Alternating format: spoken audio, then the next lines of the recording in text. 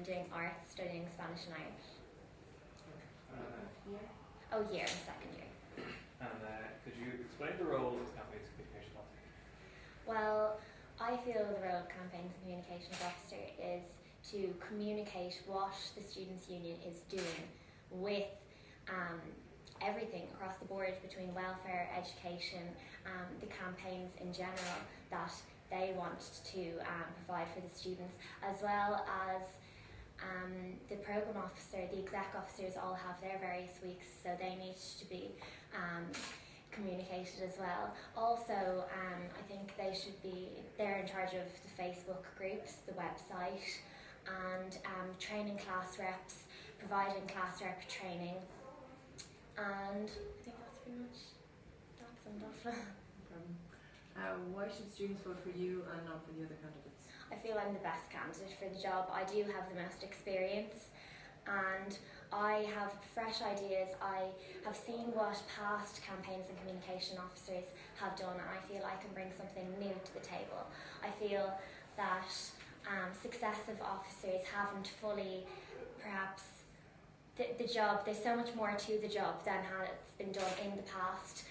For example, on Facebook and social media, the whole thing just needs to be revamped. So, and I feel I can revamp it. And how do you feel in particular that this year's Campaigns Communications Officer has performed? I feel that Brendan could have done things better in some areas, particularly in helping the exec officers with their campaigns. For example, Seachtain na Gaeilge, I feel more support could have been given there to make them better campaigns across campus. In terms of Facebook as well, I feel, and YouTube videos, I feel there wasn't many YouTube videos. There's only really the one at the start of the year. Welfare have done a lot of videos, but CNC not so much, and I feel that's an area that people actually do watch videos online. You know, we really should appeal to the YouTubers of today and update the union. And will you be voting for or against the introduction of the new constitution? I will be voting against it, as I feel the CNC, obviously the role of CNC is gone, well, the sabbatical position anyway, and I feel that it is an incredibly important position. So I will be voting against it. I do like the way they've decided to professionalise ENS, and there are some parts of the Constitution that I do really agree with, and I can see that they are trying to move on. I do feel that the Students' Union needs to be revamped, and there is a need for a new Constitution. Do I feel that this is the right one? No. I feel that there are certain changes that need to be made to this one to make it right. Also, I don't believe that conveners should be paid. Being a programme officer this year, I wouldn't like to. I think it's very important for people who are going for the position of programme officer / convener to want the job to provide a service for the students, not to gain money for themselves. Would you accept a pay cut next year?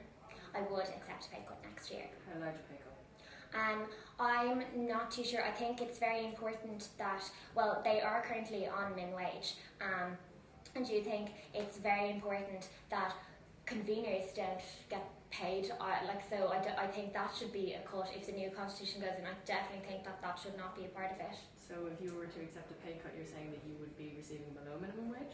If there was to be a pay cut? I don't think it should be below minimum wage. I don't think that's fair. You've stated that the current pay is minimum wage. Well then, no pay cut. Okay. Do you not think that college conveners could kind of deserve some degree of compensation for their work, given that, like, I have known in all my time at UCD, I've known some, and I've known some whose performance in college has suffered due to the amount of work that they do. Obviously, it depends on the convener. I think it depends on how good you are at multitasking as well. I this year, being arts programme officer, have managed to balance academic affairs with my tasks in the union. I've been involved since first year as a class rep, so I think by going from class rep and knowing how to balance it in from first year on, you can manage to have you just have to, it's all about time management and balancing, being organised as well. People who fall behind on academic affairs probably shouldn't consider going for the position in the first place. Do Do you think enough students actually read to the end of their SU emails in order to make use of putting in a suggestion box or a Google Doc at the end of it? I think what you could do is say, check out, at the very start you could have a contents list, and then just say, check out our suggestion box at the end, and that'll solve that problem. But do you think people actually read the emails? Because it's pretty clear that people don't actually read SU emails at any cost. Well, I know by talking to my friends, I think it's because I have an interest in the Students' Union that they then read them because they're like, what's going on? But I think it is obviously very important that I think the whole thing just needs to be revamped, shorter, more catchy, just so people aren't bored. If you get a long email in your inbox, you just look at it and you're like, oh, I'm not going to. A lot of students just get the email and don't read it in the first place. They don't even know whether it's long, short, or in between. I think a lot of students do actually click onto it because people don't like a build-up of numbers beside their inbox. But whether they read it or not, well, I think that's something. Then I think Facebook is the way forward. Everybody's on Facebook. Everybody sees what's coming up on their news feed. In terms of YouTube videos, things like that, they can be put onto onto Facebook. So that's something that we can tackle instead. Okay. And do you believe UCDSU should remain affiliated with USI?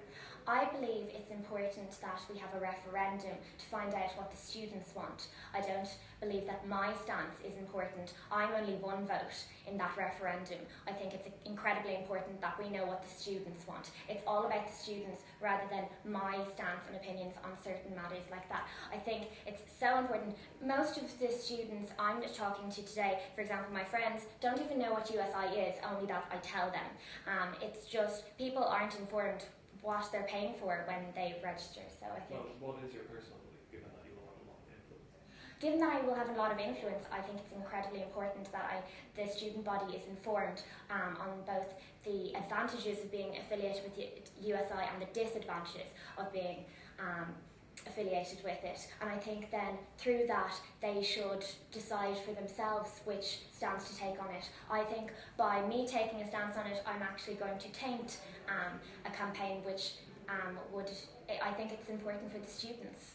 Do you not think it's more important to be open? I mean, for all the students now, you could be running a campaign and claiming as such that you were showing both sides of the coin, but if they don't actually know which one is your own personal favourite, it could be more to be honest, I'm not fully decided. I think there are obviously some advantages being part of USI. They do project our voice onto a national level. I think Trinity are having this debate at the moment, would they be able to project their voice on a national level without being part of USI? Also, if UCD disaffiliate with USI, the chances are that USI will no longer be, because we are the largest college in USI and we really do bring a lot to USI.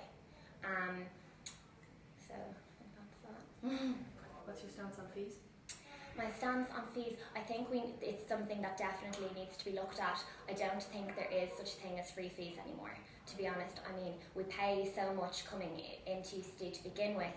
I have a lot of friends who are on the grant, so I wouldn't be in favour of bringing in fees. But I think it is very unrealistic to say that free fees are an option. What options that you might have considered so far, some be bandied about, what would you say as a possible alternative? I think it's very difficult. Fees is just, it's so hard. Like, everybody wants free fees, but it's just not an option anymore. I don't actually know the best way forward. I think it's something that needs to be looked into. Okay. The annual anti-fee process has become kind of formulaic over the years. So what would you be aiming to introduce any new measures, or any new measures to in aid of the protests, say, for instance? Protest. Campaign, Yeah, I mean, campaign. time and time again, year after year, we see the same protest, and I think this year it was actually shown that there just wasn't the same force behind that protest as there was the previous year. I think if we're to stay affiliated with USI, it's something that USI should definitely consider looking at more, because, to be honest, I don't feel that protesting year after year, nothing's really done about it, and only the negative aspects of the protest ever seem to be highlighted rather than the positive. So that's quite disappointing, obviously, and disheartening for students who put so much effort every year into getting their t-shirts ready and going out with all of their friends, and they're even missing classes to do it, and then for nothing to come of it in the end. It is very disheartening and disappointing. So what new measures would you like to look at? I think it just needs to be reviewed. What would I personally do with I think we just need to look at different ways about going about it, whether, like, I think it's yet again down to the students and what they Can you want. give any examples of what you would do, say either instead of a protest or to change a protest? What methods? Even videos that can go viral, I think the letters to the ministers are effective because they do have to answer them all. So that obviously every year is a burden for them, and it is quite sickening. So I think they are effective. Sit-ins, I mean, USI have done them, whether they've worked or not, I don't feel they really have had a major effect. Have you discussed the possibility of relocating the second-hand bookshop with building and services? I haven't discussed it with buildings and services yet. It is a proposal, but I would love to look into it. I think everybody who I've been talking to about it thinks it's such a great idea. On the way to the library, through the library tunnel, if you just go in there and centralise the bookshop, it makes so much sense, and it'd be bigger as well. Where would you see it going in? Through the library tunnel, past the copy print area, there's the old Students' Union It's quite offices. hidden though, is it not? I mean, all you'd have to do is get a sign. Do you not think having it far away from, this student youth corridor where the education officer who's in charge of the bookshop, do you not think having it far away from there is a bad idea? I think it is a wise idea to centralise it. A lot of people don't come down to this end of campus. James Joyce is the biggest library on campus. People think books when they're in that kind of area. It's a trek to come all the way down to the student centre for a book. What would you consider maybe your, just to finish up, your biggest weakness in your position? My biggest weakness.